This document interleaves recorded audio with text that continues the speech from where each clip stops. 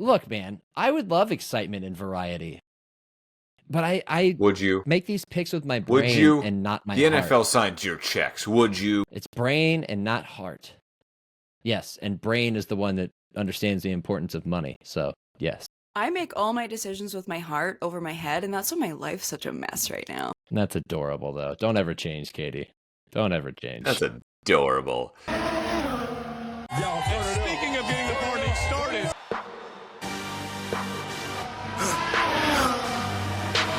for the victory lap though.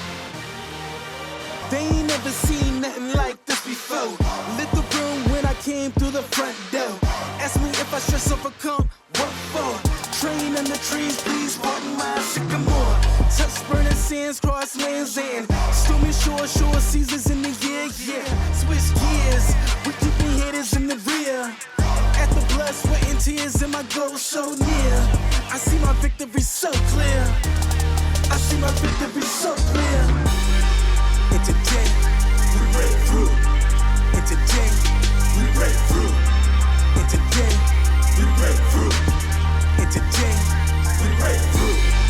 And today, we break through. What's up, everybody, and welcome to another episode of the only podcast in the world that covers these two sports exclusively, that being Formula One and football. It's the appropriately named Gridiron Podcast, where we are equal parts grid and equal parts iron. As always, I'm your host, Sean Barie, and joining me along this magical mystery ride through football and Formula One is the bald behemoth. You can't tell he's bald right now because he's celebrating an Ohio State national championship with the Buckeyes hat on. Yeah, baby.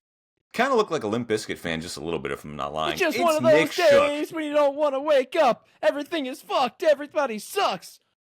Well, we're 1 minute into the podcast and we already got a swear word. A side Here's my story, flex. I have seen Limp Bizkit live and they're actually really good. That's a note to make. They were really good, actually. And to be fair, the clientele that they attract, also Smelled. great for people watching. But also accurate. And also joining us as well, our Canadian queen holding down the fort in British Columbia. It's Katie Caldwell. I'm Welcome, so happy guys. that Nick dropped the first F-bomb because now I feel like I almost have free reign. It's usually me dropping the first one, and I'm still being good. Look, all I'll say is this. I blame Fred Durst. Okay? He's You are channeling. It is not Monday. It's just one of those days. But this is episode 61 of the Gridiron Podcast. And if you're new here, welcome. Thank you for clicking and listening to us. We appreciate your viewership or listenership. As always, we stream on Twitch and YouTube, and you can comment along. We'll read your comments out on air. You can also find us on Instagram now. Just search the Gridiron Pod. That's it, right, Katie? Yes, I put it in the... Yeah, Gridiron Pod. The Gridiron Pod. So go on Instagram, go on IG, and find The Gridiron Pod. You can find us there. It's also on your screen as well if you're watching on YouTube or Twitch. You can also email us at thegridironpodcast3. That's thegridironpodcast3 at gmail.com. Throw that on up there, Nick. There we go. So we love to hear from you. We have heard from a bunch of you, and we really do appreciate one, you listening, watching, and then you reaching out to us, just taking the time to reach out to us makes us feel good. And we you know, it also, we take suggestions, of what you guys like to see. We've done segments before because viewers and listeners have emailed us and said, hey, I'd like to see this. No problem. We'll do that for you. We're people pleasers here at the Gridiron Podcast. Right, guys? Something Thanks like to that. Viewers like you. Thank you. Exactly. And if you also happen to drop us a 5-star review, we'd like that too. But let's get into episode 61 of the Gridiron Podcast. Last week on the Gridiron Podcast, it was not Super Wildcard Weekend, and that went into the Divisional Round. So now we're going to recap the Divisional Round in the NFL playoffs, give our Super Bowl predictions, and then we'll go into F1 talk with our favorite, because it is the offseason in the F1, we're going to go with our favorite social media storylines of the F1 season, because that's kind of really all we have to go off of. But that doesn't mean that it's all quiet in the F1 world. So we're starting off with Shook's Rapid Reactions. Ladies and gentlemen, start your engines. Sean, which game would you like to begin with? Do we go in chronological order like we always do? Yeah, let's go in chronological order. So our resident NFL.com talent writer, Nick Shook, going to run us through the Divisional Round games, and we'll chime along the way. So the first game on Saturday was Texans at Chiefs. Chiefs dispatched of the Texans. Oh, look, guys, another one-possession win for the Chiefs. No, technically that's 9 points. So that is 2 9 possessions, points. but yeah. I'm not good at math. That's why I have a journalism degree from Kent State University. A 9-point win. So, yeah, Chiefs beat the Texans 23-14. They are in their 6th straight AFC title game. 18, 19, 20, 21, 22, 23, 24, 20. Yeah, 6. Math. 18, 19, 20, 21, 22, 23, 24. It started at 18? Yes, they lost to the Patriots. This is their 7th straight AFC title game, Nick. No, that's 7. 6. That's 6. 24 is this year. 18, 19, 20, 21, 22, 23, 24. I just did the finger counting. I did it too, and I can't. This made 6 in my head, so We're doing great. We're doing great, guys. Can't remember. Anyway, the Chiefs. Yeah, the tables. Chiefs are in their 7th straight AFC title game. They're hosting this one. They're going to take on the Bills. More on that in a second. But we have the Texans at the Chiefs. Nick, your rapid reaction. My rapid reaction is the Chiefs win again. Yeah, that's really all it is. I mean, the Texans couldn't protect C.J. Stroud. He got sacked 8 times, and they mounted an effort to come back. They just couldn't protect him in key downs. I mean, they got right down the field, get inside the red zone, and Stroud gets sacked 2 straight plays by George Karlaftis. And they even tried to send help to block him.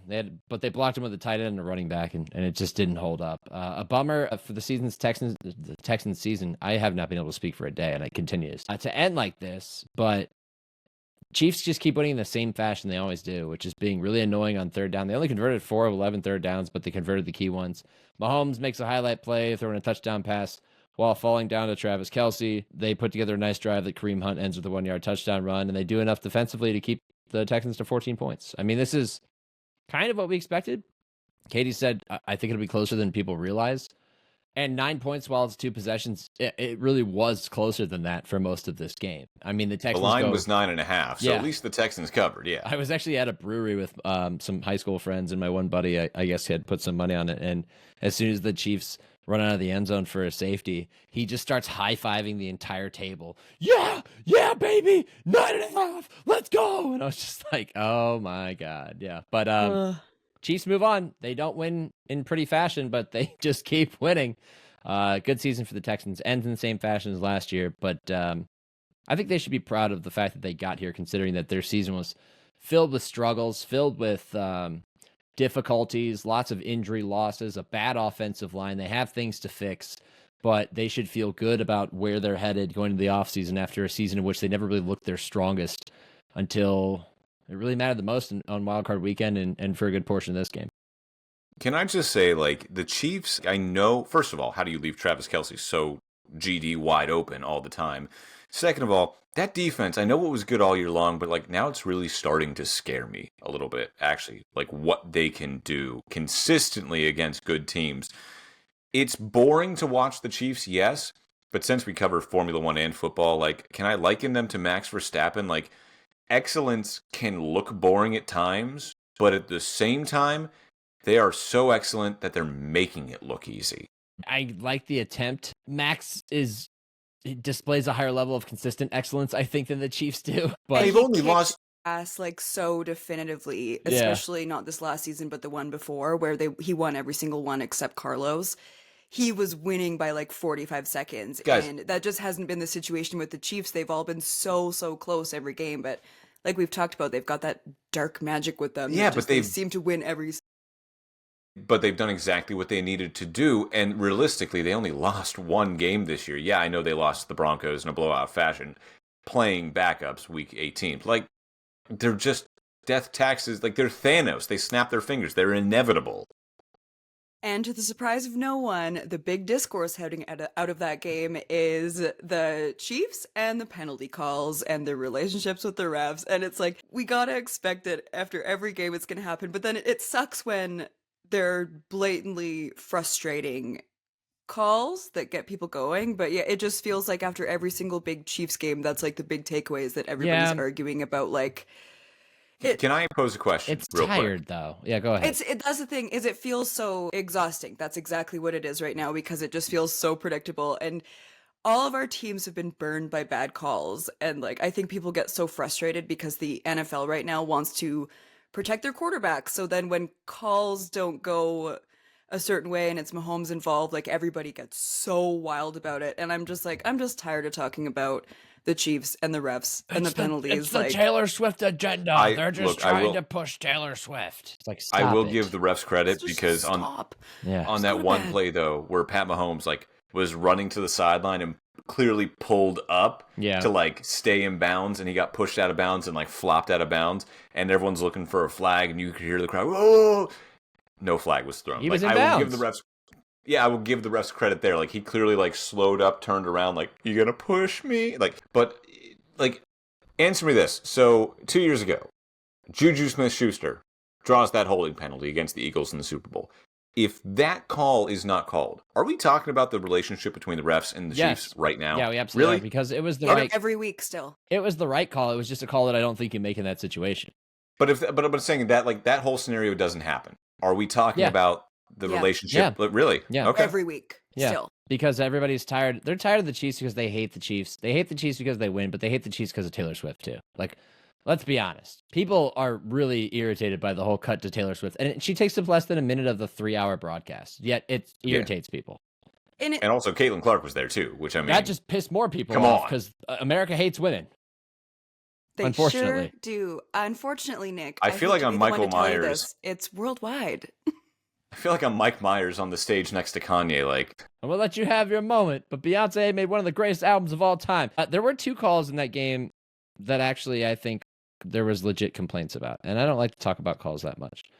There was a roughing call on a third. What would have been a third down stop where they got after Mahomes and said it was contact to the head and neck area, and Troy Aikman was like verbally upset about it. He didn't think that it qualified.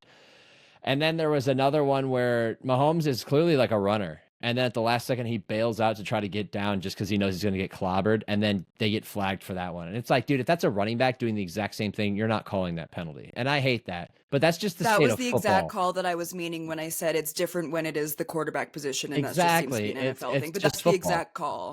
It's the state of the NFL right now. It's not just a Mahomes thing. It's anybody playing quarterback. And you can thank last decade stars. You can thank Carson Palmer blowing his knee out against the Steelers. You can blame Tom Brady blowing his knee out in week 1, I think against the Chiefs that season, and requiring Matt Castle to come in the rest of the year. They know both instances the Steelers won the Super Bowl, so I'm not blaming anyone Aaron for Rodgers, breaking his collarbone. Steelers didn't win the Super Bowl in 2008. Yeah, they did. Oh, they did? Yeah, that was 43. Yeah. Yeah, because Holmes. We knew we didn't have to go through Tom Brady. We would have to go through Matt Castle, if anybody. And you're right. Wait, the Palmer one was the Super Bowl. Was that really Super Bowl 40? That was the same season? Kimo von Oelhoffen? Yes, sir. Wow. Okay. Well, good call on you. First six seed to win the Super Bowl. Bad recall out of me. But it's Aaron Rodgers breaking his collarbone because I think it was Anthony Barr who landed on him. Quarterbacks that are brand names that get knocked out for a season are not good for business. And so it shows up in the rules. And it's a business decision, and I get it. It sucks. There are many calls that I think are not gotten right, but that didn't change the total outcome of the game. And yet it's very lazy. Sports talk in general on TV is lazy.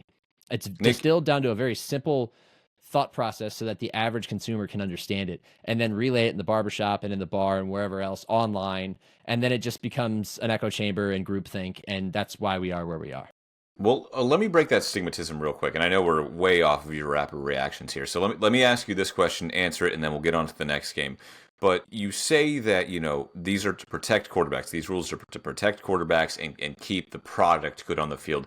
Is the NFL, the world's richest league, not so sustainable now that we can lose an Aaron Rodgers, we can lose a Tom Brady, and the line won't move at all? No. You don't want to. Now, the thing about businesses that are wildly profitable is they want to get more profitable. I don't know if you noticed this, Sean, in capitalism, it's always about increasing the return for the company and the shareholders. It's always about that. They're never going to be like, we have enough. Never. There's going to be a game in Madrid next year, Sean. Do you hear the people sing? Like, we're gonna have a bigger international schedule. We already have a longer season. It could be even longer. It's an unstoppable force, and we're all subject to it. A lot of people enjoy it. Some people, it dominates their lives. You're looking at one over here, but it's just the way of capitalism in America. That's late stage capitalism, baby. Yes. I mean, I get it too, because from a fan's perspective too, would you rather see Zach Wilson starting for the Jets, or would you rather see Aaron Rodgers? Like, I get it. Right. I do get it from that point. Right. All right, moving on in division. Well, actually, yeah, Katie, your hesitation there, that's a fair point. For me personally, maybe a bad example. Nick Mullins over Jimmy Garoppolo. Next up on the Saturday slate, we had the Commanders beating the Lions, the number 1 seed in the NFC, 45-31. Whoo! Over 1,000 total yards of offense between these two teams. And the Commanders led from the start. A wire-to-wire win. Shook, your rapid reaction. That's actually wrong. The Lions led 7-0 in the first quarter. But that's neither here nor there. Did they? I'm sorry. Yeah, they did. That, like I said, neither here nor there. Because the Thanks for calling me Commanders out. jumped out to a lead in the early second quarter. Lions got it back. It was actually a bit of a back-and-forth affair until the turnovers showed up, and that was what defined the game. I think we talked about this last week. I didn't think that the Commanders had enough firepower to keep up with the Lions if the Lions' offense was as clean as they've been for so much of the season, but they weren't. They had 5 turnovers. That's how you lose football games. Go look at the other game we're going to talk about where there was a 3-0 turnover margin difference. That's what can win and lose you playoff games, especially in games on the road. And the Commanders, to their credit, capitalized. They were not afraid to throw the ball downfield. Jaden Daniels played a great game. Terry McLaurin had a great game. They spread the ball around, and what they benefited most from was the fact that they continued to get extra possessions from the Lions because they were turning the ball over. Instead of scoring every possession, the Lions were coming away with empty possessions, and the Commanders didn't slow down. The Lions outgained them by 40 yards. They actually ran more, or no, the Commanders ran 5 more offensive plays. The Lions lost in time of possession by nearly 8 minutes. That's the story. Once again, we're talking about time of possession with the Commanders. Second week in a row. Yes, and that's what wins games on the road. Play keep away and get turnovers. That's actually going to factor into why I'm going to make the pick I'm going to make coming up later in the show as well, because that's what we call a segue. 2 games in a row in which the Commanders have won games because they've played keep away by getting turnovers in key spots, and that's what spells the end of the Lions seasons. As great as it was, that's simply what it was in a nutshell on one day. They just played sloppy, played poor. Jared Goff had a rough game, and their season's over because of it. Greatest season in Detroit Lions history, and it ends in their first playoff game. I've got 2 things. 1, Jaden Daniels. The game looks like it has just slowed down for him. For someone that covered his first professional football game down here in Tampa, to where I see him now, oh my gosh. Like, if you're a Commanders fan, you must be so happy. Honestly, 2, I feel like he was there from week 1. In fact, that's why I felt so excited about his rookie season, was even though they lost that game, he never looked overwhelmed. From the jump, from preseason, from week 1, he's never looked overwhelmed. And I think that's a big reason why he won Offensive Rookie of the Year and why the Commanders are in the NFC Championship game. But Katie, you have not jumped in here, so let's go to Katie. Sean, I think you had more points, didn't you? I did say, I said a list. Finish your list. Yes, I said 2 things, and this Nick a jumped grocery in store? after the first one. The second thing is, I think Lions fans are, and this is such a weird position for them to be in because they've just been begging for any kind of success over the years. Now that they have it, you kind of have to be cynical of that success. And Jared Goff, looking at you. They have such a good team. This team can win a Super Bowl. Can Jared Goff? I don't know. Okay, Really? but let's also, I think that's a little bit overly reductive. And the reason is, Why not? they gave up 481 yards of offense. They gave up 45 points. I know their defense was banged up. I know their defense was banged up. Like it's both sides of this equation here. It's not just Jared. Yeah, he had a bad game, but he was also the reason that they were the most explosive offense in the NFL. Why Ben Johnson just went and got a head coaching job. Why they were the number 1 seed in the NFC. Yeah, it was one bad game. Bad time to have a bad day. But Look, I wouldn't. He's hold had that a couple against of bad playoff games, though. That's why the Rams moved on from him and got Matt Stafford, and then won a Super Bowl with Matt Stafford. Name Like, the he's other had a couple bad game. playoff games. He's had a bad Super Bowl. You mean the playoff game in which he completed a little bit, 25 of 41 for 273 and a touchdown, and they had 3 rushing touchdowns by 3 different players and lost by 3 points because they failed on 4th down late in the road in San Francisco last year? Still pretty solid. Pretty good in most days. I'd take him. It feels like a lot of people are trying to have the same conversation this week about Lamar Jackson, where they're not looking at the season as the whole. And yeah, it's not a great time. I still think Lamar played really, really well. We'll get to that after. But it wasn't Jared Goff's best game by any means. But like you said, the whole season that they had was so energizing and so exciting. And Jared Goff was a really big part of that. Ben Johnson was a really big part of that, who's no longer That's there. why I was so disappointed to see the game that he had. And it is, but those things happen. Sorry, one sec, gotta mute. The dog gets into the show again. 2 weeks the in a dog row. enters the show. Katie's dog sitting, for those that don't know. It's an adorable dog. What's her name again? She's still muted. Still on mute. She's still running on it. mute. Well, we're this never is gonna know great the name for of the the viewers. dog. Next Lost to week the on the sands of Gridiron time. Podcast. Okay, I think I can come back. I have a roommate right now and she just came home. So I knew that there was going to be some barking happening. But yeah, I don't put this on Jared Goff not being good enough. I think if they didn't have Jared Goff, I don't think they would have got to where they were as a team this season. Yes, he had a bad game. And yeah, that's a really bad time to have a bad game. But he's also the reason that they had that record. He's the reason that they were so successful and they had a bye. Weird things happen. And the Commanders are also a really good team. Yeah, let me rephrase then real quick, because I don't think I got my point across clearly enough. Knowing how banged up the Lions are on defense, the only way they were ever going to win the Super Bowl this year is just by simply out-offensing anybody else that came across them, out-offensing them. And that falls on Jared Goff and Ben Johnson to a certain degree. And I think in that game, Ben Johnson still got a little cutesy at times, and Jared Goff did not have a good game. So I do have to put blame on him. I don't necessarily agree with that if we look at the Vikings game. Like we had talked about a couple pods in a row of Aaron Glenn, no matter who goes down, he was able to do such great things with that defense, no matter who got hurt. But it feels down the like line, they were giving up like 30, 40 points a game. What are you talking about? Except against the Vikings in week 18 when they gave up 9.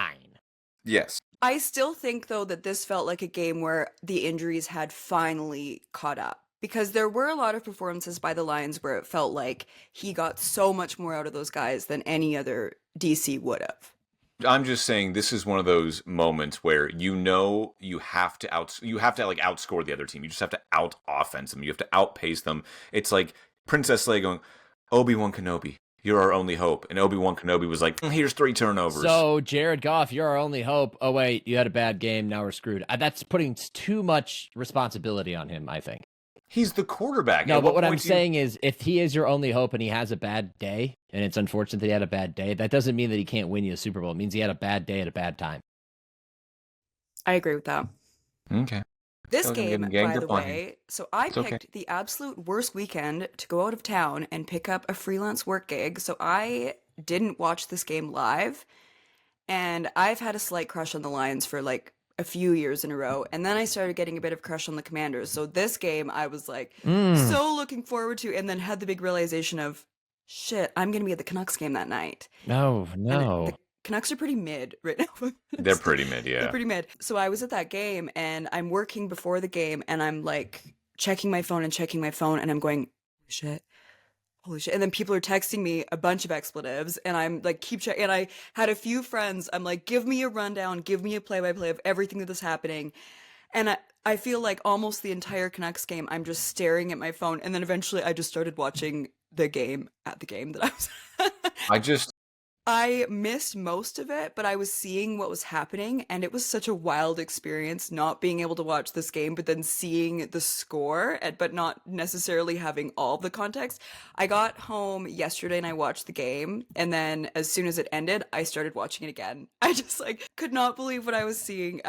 This is another situation where I wanted both of those teams to make it to the next round. So, Katie, how do you feel being an absentee center of a love triangle? Nick, it's not my had to first put it time one way. doing this. Do tell. What a weird life, you guys. The floor is yours, Katie, please. No, I've learned in very real time to never talk about my dating past or history on the Gridiron podcast, because it will get clipped and put to YouTube. Yes, it will. What's sitting in that cubicle behind you, Katie? So, I could not believe that the stuffed animal, I think? I was going to try and divert, and then I couldn't think of anywhere to go with that. Stuffed animal from the Olympics? Yeah, big fan. Of Olympic ring tattoos, too, right? Yeah. Anyways. She named those colors of the rings real fast. I missed Chiefs Texans, and then I missed this game, and then the next 2 games I went out, but if we're among friends, you two and our listeners, all my dearest friends, I was pretty intoxicated for the second 2 games. That's fair. You've earned that. It was one of those weekends. I still watched them, but yeah, this one I didn't actually get to watch in real time, and I am so devastated. Speaking of the next 2 games, let's go to them. Sunday, you had the first one. We had a snow game. Rams at Eagles, and I picked the Rams to win this one, and at one point I thought I was going to win it. I thought I was going to hit, but I the did too. Eagles just hung on. Eagles win this one 28-22. They advance to their 5th NFC title game since the year 2000.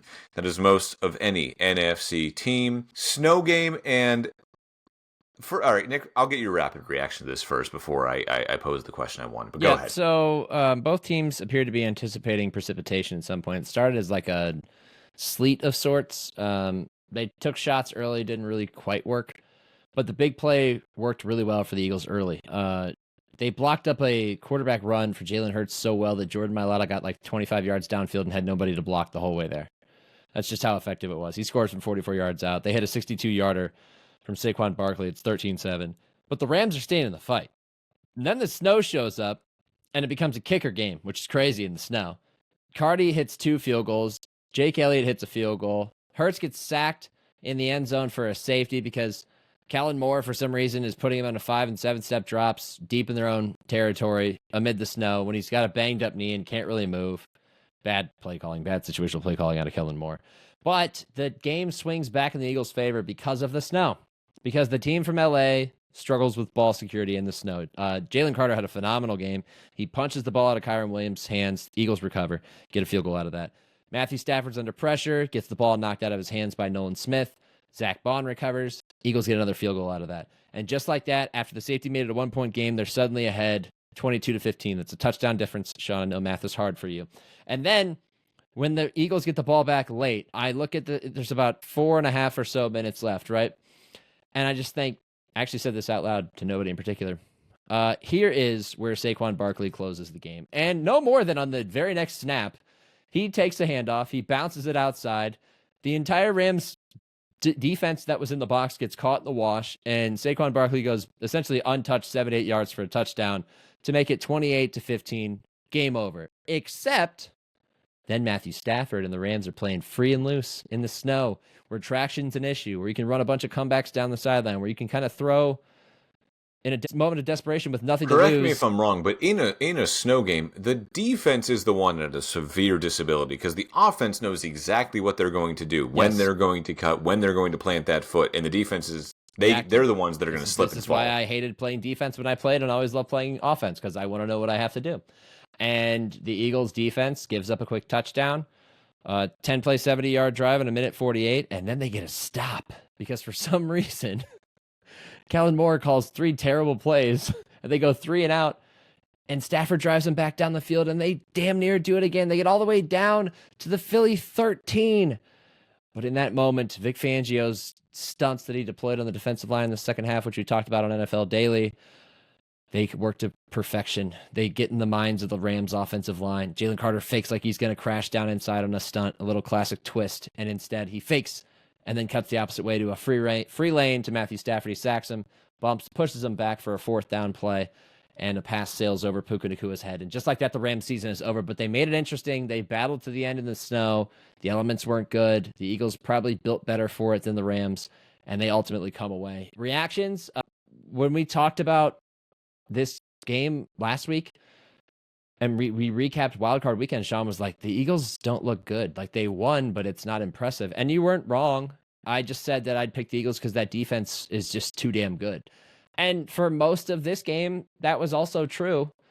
The big concern now is Jalen Hurts healthy enough to play? We still don't know. He's just taking it day by day. By the way, we're recording on a Wednesday. He was limited today at practice officially. So he'll probably be limited the rest of the week. I'm going to guess, is going to play, but, But the issue with that offense is that he tends to hold on to the ball pretty long. 3rd longest in the NFL this season on average, over 3 seconds. Holding on to the ball really long. Go ahead, Sean. Make another joke. It's already played out. We did it last week. We already got the YouTube clips out there. The issue with that, though, is if you hold on to the ball long and you can't move, you're setting yourself up for sacks, which is what makes me very curious to see what happens in this game that's coming up this weekend. The very fact that Nick had to give you a play-by-play breakdown of this game just shows you, instead of a rapid reaction, shows you how good of a game this really was. Go ahead, Katie. In fairness, I did put Nick's medium-paced reaction in the rundown for this week, so That's fine. It didn't need to be read. That works. Even though I was out at the bar having a lovely time, my big takeaways were basically what Nick had just said. I didn't understand a lot of the play calling, especially after Jalen Hurts got hurt. Holding onto the ball way too long was so noticeable, like right after the injury. Like, I think it was maybe the play after where I'm at the bar, like standing out of my chair, and everybody's like, "Will somebody shut this woman up? You're talking to no one. Nobody's listening to you." But I'm like, "What are you doing holding onto the ball so long?" But like, what was that play call? Because I feel like he got sacked again right away. Eagles defense looked so great, and Jalen Carter, that's a game where all the other teams that didn't take him are watching that going like, "Oh, we fucked up." They're like, damn, we shouldn't have put so much stock in the fact that he had a driving problem. Like that We had shouldn't actually have was been- a very bad, tragic driving incident, by the way. It definitely was, but with NFL players, typically we kind of just have to like bury your head in the sand because there's a lot of Talent things that happen versus and then that. they just get they Swept under the rug. I could name Lost in the names. past. Yep. But yeah, like big Jalen Carter game. It felt like he was like double teamed a lot of the time and it just didn't really matter. Like he was so noticeable out there. But yeah, the big thing on offense is I didn't love the play calling, and I especially after he got hurt, to not make that adjustment to get the ball out quicker. Like I felt like I was going a bit insane. It is kind of weird because I almost felt like I was watching a Penn State game, which is appropriate because Saquon Barkley, like Penn State's like, we're not going to do anything. We're just going to wait for our running backs to break a long run. That's what the Eagles did. Saquon Barkley hit 2 home runs. I made that comparison during my sportscast on Sunday night. You know, I know we're playing football, but Saquon Barkley hit 2 home runs tonight from 62 and 77 yards. The Eagles look, I will say this now, the Eagles look very good. That defense, it scares me more than any other defense in this left does. So, yeah, we'll see what happens when they play the Commanders in the NFC title game on Fox 13. We'll get to that. We'll get to that. Yeah, we'll get to that in a second with our previews for the championship games. But I have heard a lot of people say, "Why do we have snow games in the NFL?" No, And stop. thank you. I wanted to ask you guys. I'm like, is anybody actually complaining about this? Because I hear a lot of discourse where it's like, "This is the greatest league in the world and the greatest athletes. How can we allow such an important game to be dictated by the elements?" Because it's a winter sport played outdoors. Like, I'm sorry. Like, yeah, a lot of teams, like, we play the Super Bowl in warm climates and indoors because we don't want a snow game for the Super Bowl. Like, I get it. Except in that one those time in New York situations, when they got it lucky rained. and it was 50 degrees. Like, I get it. Elements play a factor in important situations that you might not want them to. But also, the game wasn't unwatchable. The game didn't turn into a slop fest. It was entertaining. Fumbles were lost because of the snow, like you mentioned, Nick. Like, it made the game more entertaining to watch. Would the Rams have won if it was 45 degrees and there was no precipitation? Maybe. I don't know. But the game was still enjoyable to watch. Am I mad that the Eagles are now moving on to the NFC title game because they're more adapted to the snow? No, not really. They won they deserved the right to host that game. And you knew going into it, it might snow in Philadelphia in January. Like, that's the right you win when you earn that seed. So to anyone saying that snow games are a problem in the playoffs or that weather is a problem or all games should be indoors, just stop it, Those please. people are fans of offense only. Those are the same people that are like, this 16-13 game sucked. There wasn't enough points. Football is an offensive and defensive game played, folks, in the element. And special teams. I've heard a tiny bit of that discourse, and I'm sorry, just stop. It's so boring. It's so boring. Maybe your team lost once in a snow game. I'm really sorry to hear that. I'm so bored of it. That's it. That's my only take with that. I've heard a bit of it, and it just feels really exhausting and really tired, and like it's the way that it is, and it's the way that it's always going to be, and I feel like we just need to accept that and move on, and that's it. Like, I'm personally offended that the Browns are trying to build an indoor stadium Me in too. the AFC North. In the AFC North. Me too. You stop it. Nick and I were at a snow game in Cleveland together. It was I was at wonderful. one this year. The only game I've gone to in years, and it was I've been to 2 snow magical. games in Cleveland. Yeah, it's amazing. It's wonderful. The other thing is, a lot of the people I heard talking about they don't want snow games anymore were Ravens fans. Yeah, because they And won I'm the sorry. speed. That's why. Yeah, but Ravens fans, you did not play in a snow game. Like, no offense, there was snow. It was cold. it was cold and there was snow around you. No, The Eagles and snow on Rams. the ground. It wasn't a legit snow game. The Eagles and Rams played in a snow game. Yes. You played in a game in which there was some snow on the ground. Precipitation. Like, that's it. Like, yeah. There was if there was a Flurries. snow game in Buffalo, Nick. If it was a snow game in Buffalo, I think you know it. That lake effect snow. You know what lake effect snow is. Speaking of, let's get to the Ravens and the Bills. The most entertaining game by far in the divisional round. Nick, your rapid reaction. You don't need to give us a play-by-play because we all know what happened at this point. Mark Andrews, he loses that fumble.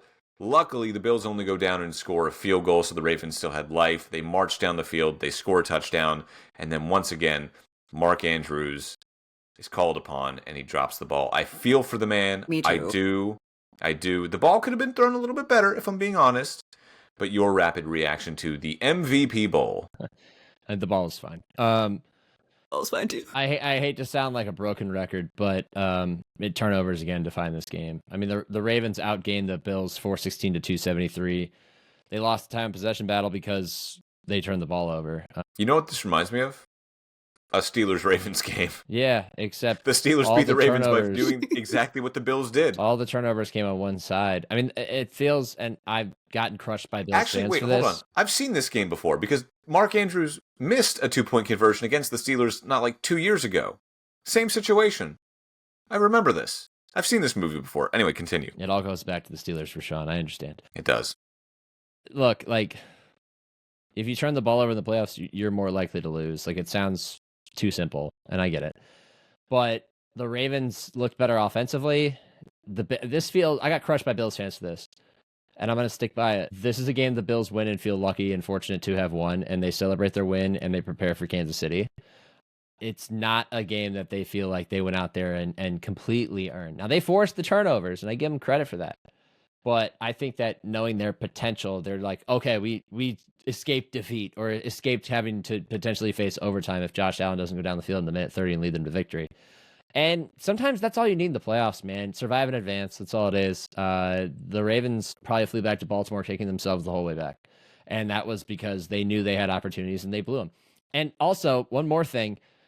Todd Monken, for as good as he was this year, and as good as he was in this game, play calling, in the biggest moments when they had to go for two twice, they have Lamar Jackson and they have Derrick Henry, and they can even use Justice Hill back there if they want. They throw 2 passes on 2-point conversions. What are you doing, Todd? You're overthinking it again. You're out coaching yourself again. They convert neither of them. And on the last one that Andrews dropped, they reduced this whole offense, which can hit you from a number of different ways, to a third of the field by running a rollout to the right and the entire flow of the play is going right. You had one option there. With a guy like Lamar Jackson, you never want to reduce it down to one option on a play as big as that. And you didn't include Derrick Henry, who's a damn freight train, and especially inside the 5. I thought that they made massive errors in those situations, and that's a point that's very overlooked. Didn't the Bills stop Derrick Henry though on some short yardage situations? Sure, but he Bills also defense looked good. still averaged 5.5 yards a carry. Yeah, no. What do you want me to do? Let me ask you this. This was the MVP Bowl. Nick, who outplayed who? I think it's kind of a push. Josh Allen completed 16 to 22 passes for 127 yards. He had 2 rushing touchdowns. They converted. Smother gripe. We talk about penalties and everything. Throw a passing touchdown. They converted on a turnover, but they only got down there with the opportunity to score right before halftime because there was a questionable pass interference call called on the Ravens with Keon Coleman essentially pushing the defender down, and they got the flag, and that's what set them up for the touchdown with very little time remaining. You can complain about that if you want, Ravens fans. It didn't win in the game, but it definitely swung it in their favor, and you had to dig yourself out of that hole. I think it was a push. I honestly would rather look at the whole body of work than these two. But I mean, Lamar turned the ball over twice. Wasn't a great game from him either. He was pissed off about it afterward and cussing up a storm on the podium, just frustrated. I understand, man. Like, that was a By the way, game I've seen that a lot. You didn't win. I've seen a lot of people say he was calling out Mark Andrews. No, he during wasn't. that He was tirade. taking No, he the blame wasn't. more than anybody. He was calling out himself. Exactly. Stop being idiots. Yeah. Stop reducing this to the simplest train of thought so that you can engage in discourse. You're not right. Okay? Shut up. Stop trying to create drama where it doesn't exist. I'm sorry. Posters in the chat, by the way, new Twitch follower said, well, first he put this in there, which is just the angry cussing emoji. And then he went, it's always the same 2-point conversion play too. And you're right. It is. They are notoriously bad in 2-point situations this year. This goes back to the Steelers, Sean. They have the terrible 2-point conversion play where the guards are pulling into each other and Lamar's got no option. And oh, by the way, that flowed to the left too. Let's not reduce this very versatile, dynamic offense down to one portion of the field, guys. I told you, I've seen that same play before. I remember the limbs of Steelers fans when Mark Andrews missed that same exact play. I think it was 2 years ago in Pittsburgh. And I'm like, yeah. They did the same thing, and he dropped the ball again. Yep. So, Bills move on. Congrats. Survive in advance. All right. Let's get on to our AFC and NFC title games then. We've got the Chiefs hosting the Bills. Josh Allen versus Patrick Mahomes, round 4. And Patrick Mahomes is 3-0 in the last 3. So, the Bills couldn't possibly lose 4 consecutive big postseason games, could they? The Buffalo Bills? That couldn't possibly happen, right? No, never. Who we got, guys? Who we got? Look, man, I think that if the NFL is anything like the NBA has proven to be over the last 4 decades, oftentimes a championship team's path, first off, is usually not very linear. There are twists and turns, there are ups and downs, there are deviations. But often, you have to get past the bully to become the bully. And the Chiefs have been the bully. And if there ever was an opportunity for the Bills to finally clear that last hurdle, it's now, because it's the next game in front of them. Having said that, I think that the mental warfare of this game and the idea of going back to Arrowhead, where they've lost before in heartbreaking fashion, where it's loud and where the Chiefs play so well, is going to be a massive obstacle to them. And I don't know. I am somebody who thinks that there's a bit of fraudulence in them. I've said this before, and I feel like I'm going to see it happen. I think it's going to be a great game, but I feel like I'm going to see it play out again here. I'm going with the Chiefs. Katie? I'm going to go for the Bills, but I think a big part of it is just manifestation on my end. Their defense in that game was on another level, but the Chiefs' defense looked really, really good too. I said it last week, like the Chiefs' offense isn't the same superpower this year where they're putting up 30, 35 points consistently. It almost feels like with the Chiefs, like, I will believe that they'll be in the Super Bowl until they're not there, but I don't want to operate that way. Like, I want to believe, like, the Bills do look good this year. They're fun to watch, and I'm really just, like I said, I think a big part of it is just manifestation of, I'm feeling what a lot of people are feeling, where we're just really tired. We're tired that they're an automatic into the AFC Championship. Feels automatic to get to the Super Bowl. I'm just ready for something different. And we talk so much about like Super Bowl windows and these things, but like the Bills have had their window for a long time, and this team has been so fun this year that it feels like they have a little something different cooking this year. And I'm really hoping that's the case. I'm like always afraid saying that, just like I was afraid saying the Texans were going to win, but it just feels like eventually the Chiefs, like, they have to lose a big game, please. I think a lot of us as fans are just kind of waiting for that moment to happen. So the Bills can absolutely do it. Like, this could be a situation where it comes down to penalties, where it comes down to turnovers. Like, these are 2 really, really good teams. I have the Bills in this one, but I think it's simply because of manifestation. I'll say that if I could choose to root for a team, like, I can't help where I was born, right? I was born in Pittsburgh, Pennsylvania. My grandfather instilled, the black and gold in me from a young age. If I could choose to root for a team, I think I would choose the Buffalo Bills. I have never met a fan base that is so nice. I've never had more fun at a tailgate than in Orchard Park, New York. Even though, guys, I walked around Orchard Park, New York on a Thursday night covering the Bucks and Bills in a creamsicle Bucks jersey that said Fox 13 on the back. It didn't matter. Would you like some wings? Would you like a brat? Would you like a shot? Would you like a beer? They're not there to root against your team. They're there to root for their own. Like, they're there to simply have a good time and root for the Bills. Like, they don't care about your team. They care about their own. And I love that about them. Nick, I agree with you, because in the rundown, I put the Bills winning this game. And in the back of my mind, I'm just like, it's not going to happen. There is, and you said earlier, everything leads back to the Steelers. Well, it's the team I know the best. The 2 Super Bowls that the Ben Roethlisberger won, you know who he didn't have to beat to get there? Tom Brady. Because he was hurt one year. Because he was hurt one year and eliminated the next. Did not have to beat Tom Brady. So they won in the 2004 season, right? 2004. Yeah. Super Bowl 40 and Super Bowl 43. So 2004, not to go off on a tangent here, but I'm trying to think about who they lost to that year.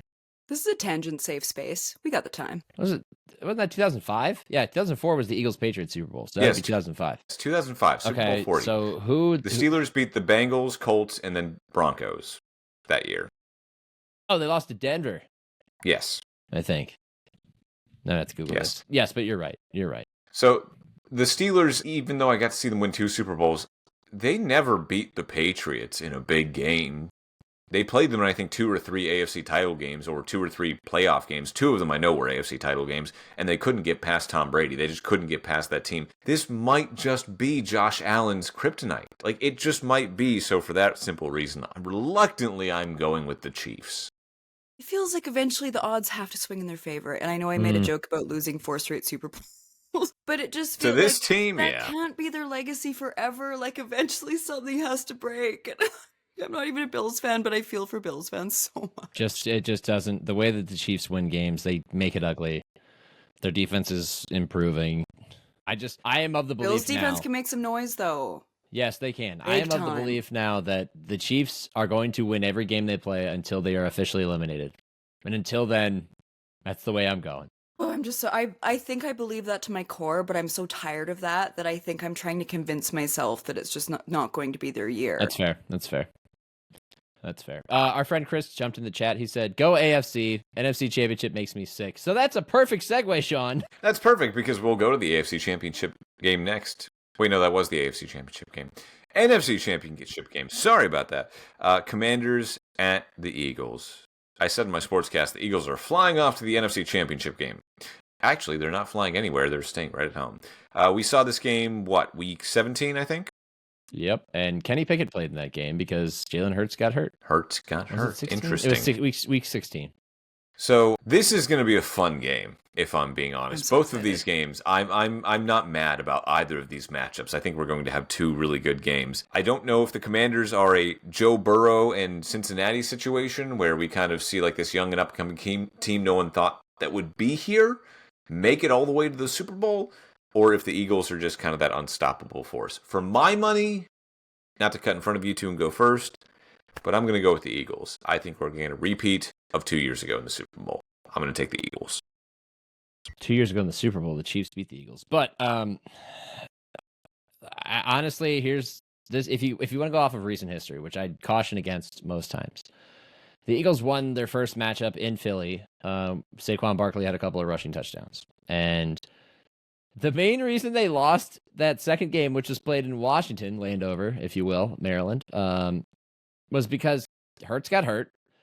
And because the Eagles' entire receiving corps decided to coat their hands in Crisco in the final quarter of the game. They dropped like 5 super accurate Kenny Pickett passes on key downs. Devontae Smith dropped a ball on 4th down. I'm sorry, did you say super accurate Kenny Pickett passes? Yes, like the best passes First time I've that's seen ever him been throw uttered. in the Well, that was NFL. an They were oxymoron. that good. Cooking fat, lard. Yeah, all over their hands. Real greasy. The opposite of Stickum. Like, Devontae Smith drops a pass over the middle on 4th down that if he caught it, he probably runs into the end zone for a touchdown. And instead, that buys the Commanders one more possession, and then they go down and score a game-winning touchdown with like 6 seconds left to win that game in thrilling fashion, which has been their trademark.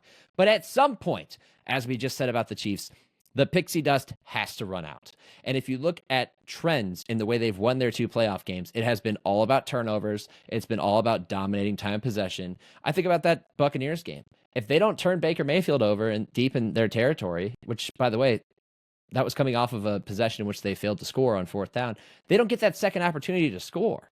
If they don't see the Buccaneers make a couple of mental errors, settle for a field goal with enough time for them to go back down the field. You sound like Todd Bowles right now. They don't get that opportunity to go down there and win that game. And then this past week, they turned the Lions over 5 times. Now, some of that is skill. Some of that is good defense. But eventually, that stuff regresses back to the mean.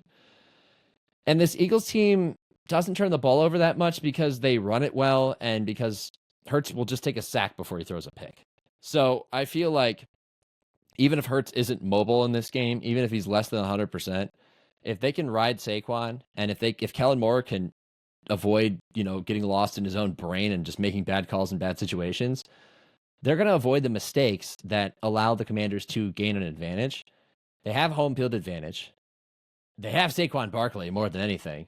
I just feel like it's not going to be pretty again, but they're going to win this game because the Commanders aren't going to turn them over as often as they've gotten these breaks and something. And that's not to take anything away from them as a team. They're a good team. They're a really fun team to watch. Jaden Daniels is great. I think the Penn State fan in me is also just kind of rooting for Saquon Barkley. Well, that's your bias showing, and I understand. But from just a My pure bias, but like my fandom, but analytical standpoint, because I went back and forth in this game. I was getting asked for my picks on Tuesday morning, and I'm like, God, like the fun haver in me, which doesn't make a lot of appearances lately, would love to see the Commanders. I love your fun size, Nick. Thank you, Sean. You've seen the best of it, let me tell you. A little bottle of private stock on New Year's Eve will get me real turned up. Yeah, buddy.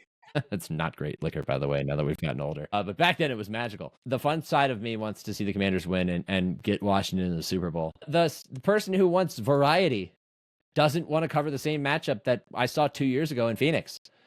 But the football analyst in me says the Eagles will play clean enough to win this football game. So I'm going Eagles. Something to know about me as a person is I lead with my fun side. So I feel like I've learned that. I'm going Commanders in this one. I love how Katie's just going opposite of us. By the way, are you just rooting for the Bills because you like the Bills and the Commanders because Bobby Wagner? I do love Bobby Wagner. As a Seahawks fan, You called me out yeah. on that one. I am curious to see how they game plan for Saquon Barkley. That's a really, really big aspect of this game. But man, Jaden Daniels just looks fearless right now. And I said it last week, they're playing with house money. Like, I know it's a sports trope, but like, having Austin Eckler back is huge with Brian Robinson. Like, De'Ami Brown had a great game. Terry McLaurin had a great game. Like, this game I think could get a bit weird. And I don't know how hurt Jalen Hurts is. My gut is like overwhelmingly leaning towards the Commanders for probably no reason, but just vibes and manifestation as well.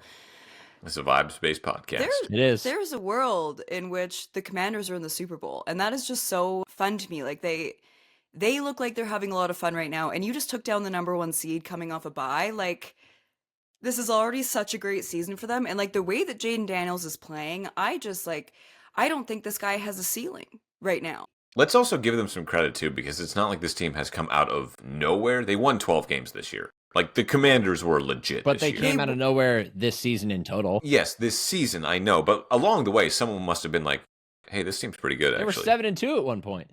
Yeah, I went back and I listened to what we were saying about the Commanders in our division previews, and I had them at 7-10, and I thought that was me being generous. Like, I felt like, once again, I was played, where last year I thought the Texans were a year away from doing anything, and then they looked way better than I expected. The Commanders were my version of that this year, where I thought, okay, you've implemented a lot of great pieces. We need to see Jaden Daniels. I love Dan Quinn. Let's see how this all works, but it feels like they're still maybe a year away. And look what they did. Like, it just feels like this team is having so much fun. They've exceeded everyone's expectations. So, like, why stop now? Weird shit can happen in playoff games. Like, knock on wood, but injuries can happen. Like, what if, God forbid, something happens to Saquon? I don't want to put that out there, but like, there's so many ways Don't that you this put game... that evil on me. Don't you put that evil on me. There's so many ways this game can change. The Commanders are just so much fun to watch. I'm not ready to be done watching them yet. Okay. All right. Well, we got them noted. We'll see how they pan out here as we go into Noted. championship weekend. Do you guys want to give your Super Bowl predictions real quick? Just who will be there, not who will win. Just who will be there. I'll do who will win. I have Bills over Commanders. Okay, this is all going to change in a couple of days' time, but sure. I've got Eagles over Chiefs. I have Chiefs over Eagles because That's the God, most you're boring. so boring. That's the most I'm a boring. cynic. I'm a cynic. I'm sorry. I've been to 4 of them. This will be number 5, and I'm going to be sitting there listening to the fans doing the chop. And the Eagles hopefully have changed their walkout song from Lil Uzi Vert from a couple of years ago by now. Look, man, I would love excitement and variety, but I Would you? make these picks with my Would brain you? and not my The heart. NFL signed your checks. Would you? It's brain and not heart. Yes, and brain is the one that understands the importance of money. So, yes. I make all my decisions with my heart over my head, and that's why my life's such a mess right now. That's adorable, though. Don't ever change, Katie. Don't ever change. That's adorable. All right, It's going great, Let's- guys. let's switch gears to Formula One because we are in the middle of the offseason in F1 right now. That doesn't mean that news isn't happening because basically what we have to go on in F1 right now is just Instagram posts, Twitter posts, some random, press events. But those random press events have had a lot of fun. So we're going to go with our favorite social media storylines of the F1 offseason so far, and we had a really big one recently. Katie, what was it? Oh, I love that you added a U in brackets and the word favorite for us Canadians. That is so cute and appreciated. My love to you, Canada. To the surprise of absolutely no one, my favorite social media storyline so far has been Lewis Hamilton's arrival at Ferrari. My very first, I will have more to say after this, but my very first initial reaction is, if I speak? Anyways, I have a lot of thoughts that I won't say on the pod, because they're not professional. But the photos, you guys, the photos were objectively... Nick, throw the picture up there. I'm finding them. Give me a second.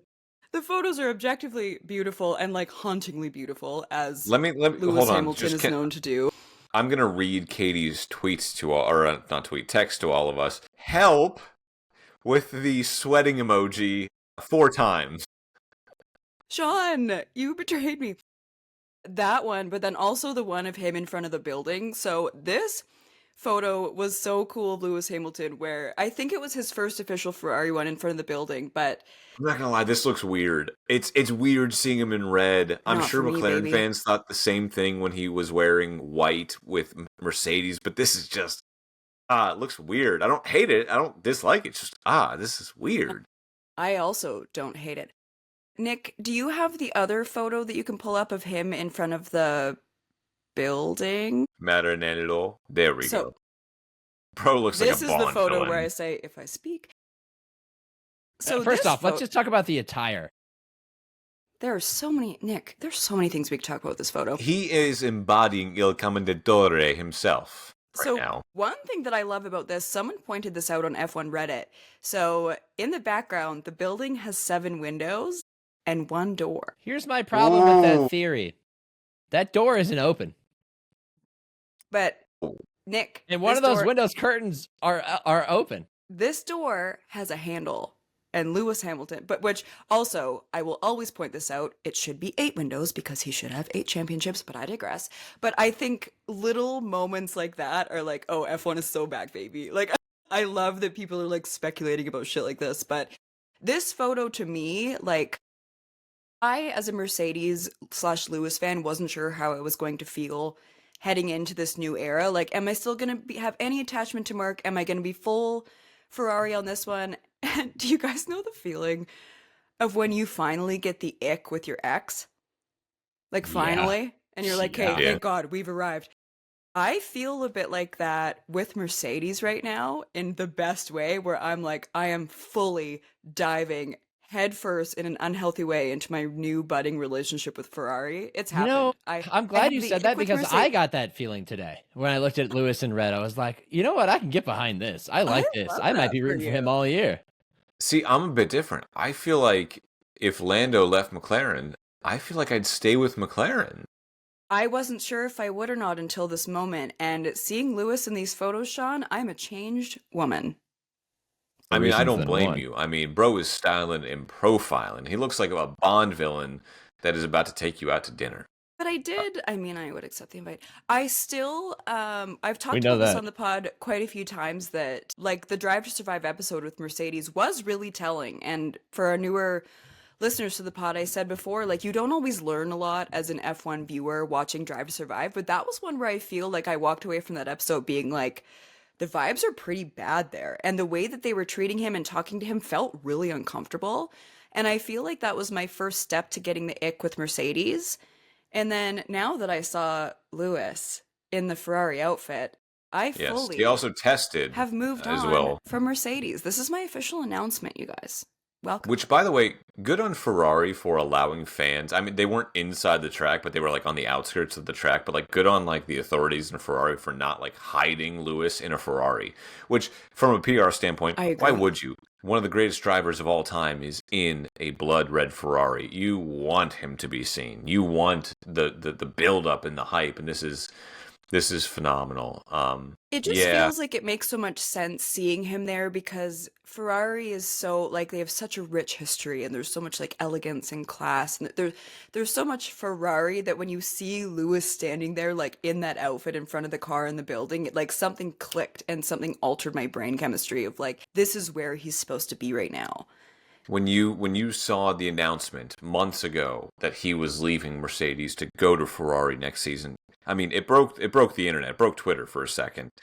And to see him now actually wearing those red overalls, I mean, it's just, yeah, this is what we've been waiting for months. Can we don't talk hate it, about one guys. other thing? Look at that headgear. Oh, For those of you listening on took- podcast, Lewis Hamilton is wearing a gorgeous yellow helmet with red neon detail. yellow with the prancing pony front and center. And the red detail, including his logo on the top. Ugh, gorgeous. In unrelated news, I am Am I a Ferrari unwell. fan? I might be a Ferrari fan. Oh, man. Crap, I don't want to be a Ferrari fan, but I might See, be. Sean, it's hard not to get behind this. Did we It all really just is, become though. Ferrari fans in real time? Do you want to go do karate in the Become best garage? friends. Yup. Yup. Nick, bring up the picture of him looking like a Bond villain here real quick, though, because I've got a side note We can just here. leave it up. Like, Okay. indefinitely. For All every right, That's Katie. pod. fine. All right, Katie. So It's a if beautiful you photo, look, come on. it is a beautiful photo. And standing behind Lewis is a beautiful car. That car is a F40. It is the last car that Enzo Ferrari saw roll off the assembly line while alive in the 80s. Only about 1,300 were ever made. It's One of also them crashed recently. Why, Sean? What happened? Well, apparently, so this is just how wild F1 gets over the offseason. Lando Norris apparently lent out his P40 or his F40 Ferrari to someone, we don't know who, in Monaco over the holiday break, and they crashed it. Nick, go ahead and play the video.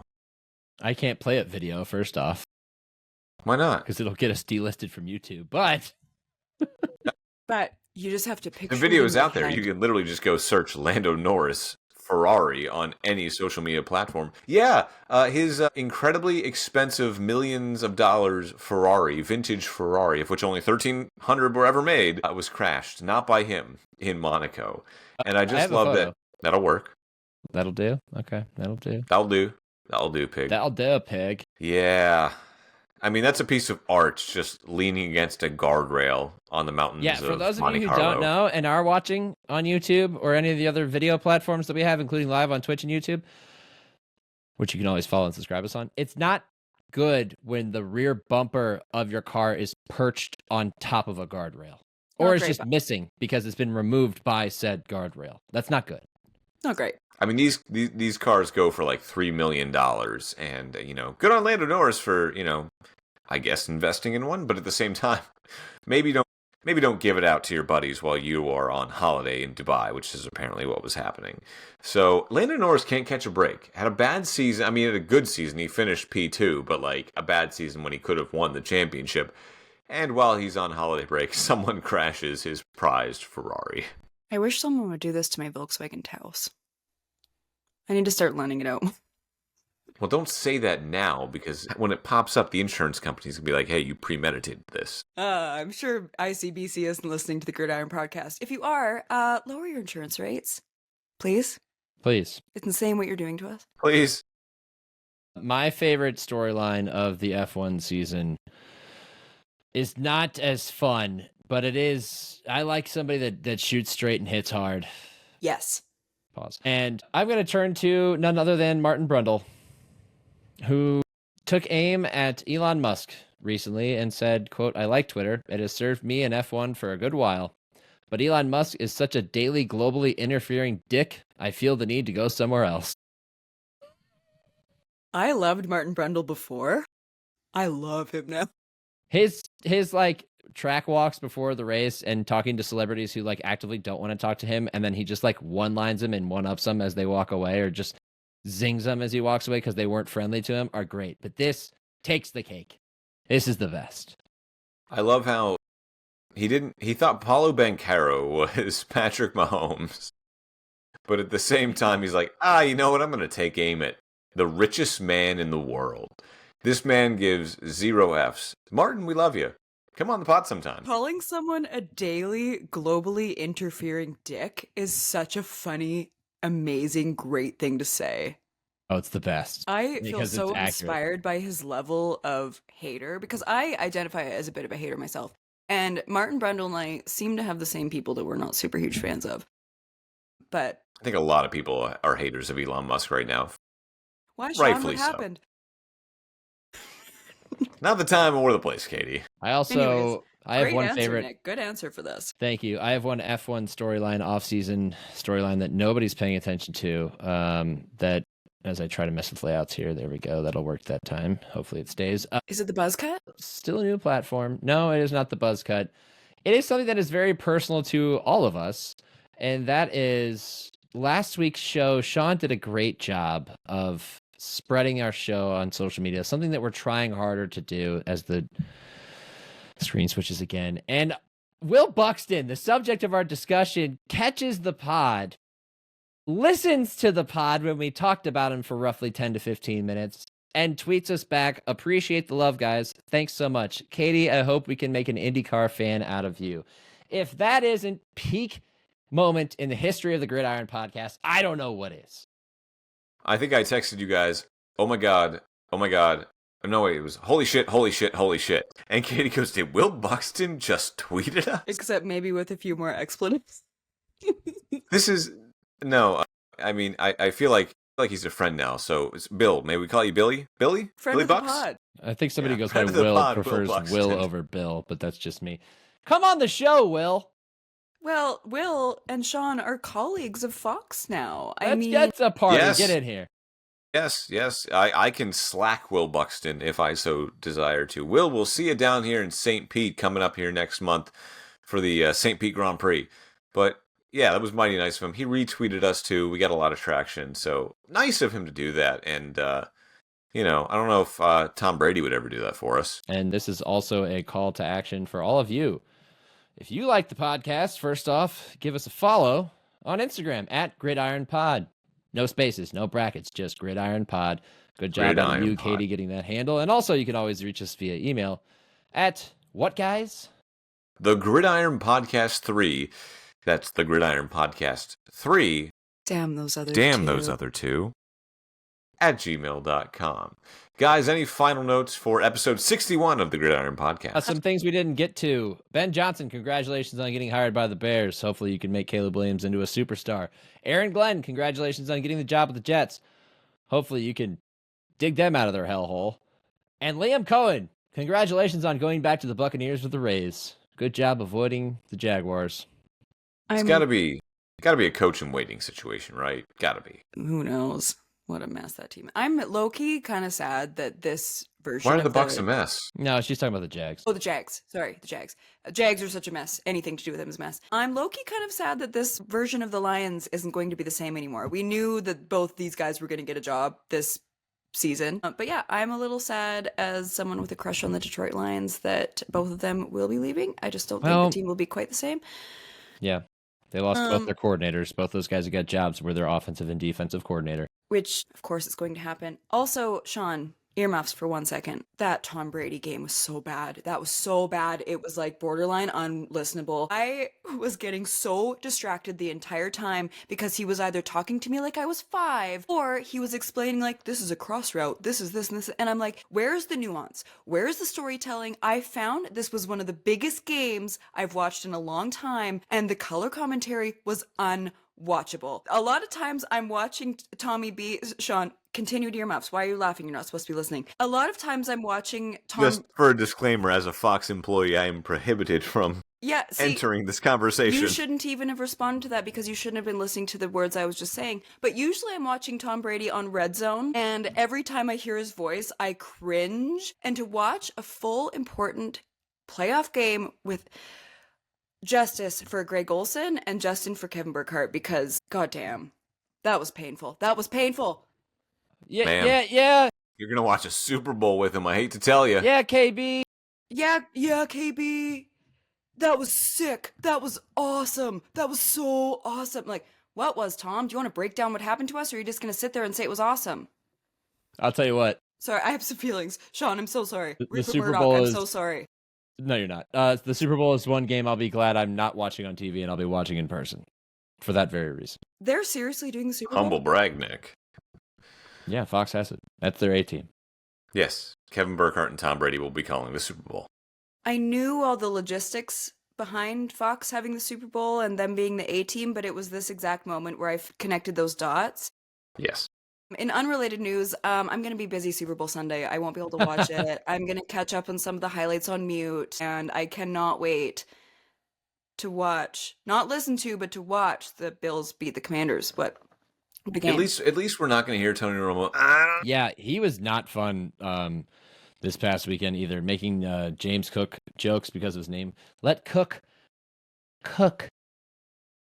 But at least he wasn't just lowest hanging explaining fruit for what college route just journalism happened every student. single play. It's like, give us some ounce of nuance. Give us something. Greg Olsen, I knew he was good before, but to see the difference, damn. You know what's I funny got is, some feelings. not to ramble off on this, but my only problem with Greg in the past was I felt like he did a lot of whisper talking, where he'd be like, yeah, you know what's going on here is blah, blah, blah. You just gotta, baby. And I'm like, but I, because of a traumatic experience as a child, low talkers make my blood boil. So it's not his fault, but you know. I have no issue with it. I think the variance in tone works for me.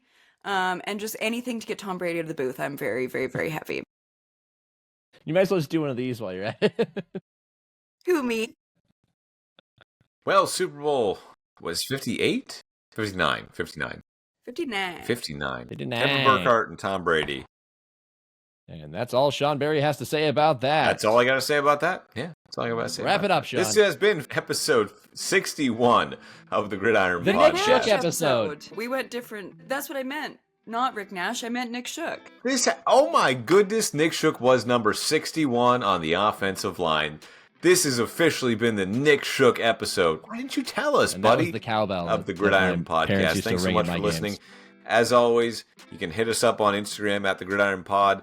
Hit us up on our email at thegridironpodcast3@gmail.com. Like, subscribe, listen, share us with your friends, drop us a 5-star review. We appreciate it all. Thanks so much for listening. For Nick Shook and Katie Caldwell, I'm Sean Barie, and as always, live life in the fast lane. Good night, Canada. 2 shows in a row. I got nothing. We'll see ya. Happy Gasparilla, Tampa Bay. Oh, OH, We're not leaving. We're not national champs, baby. Let's go.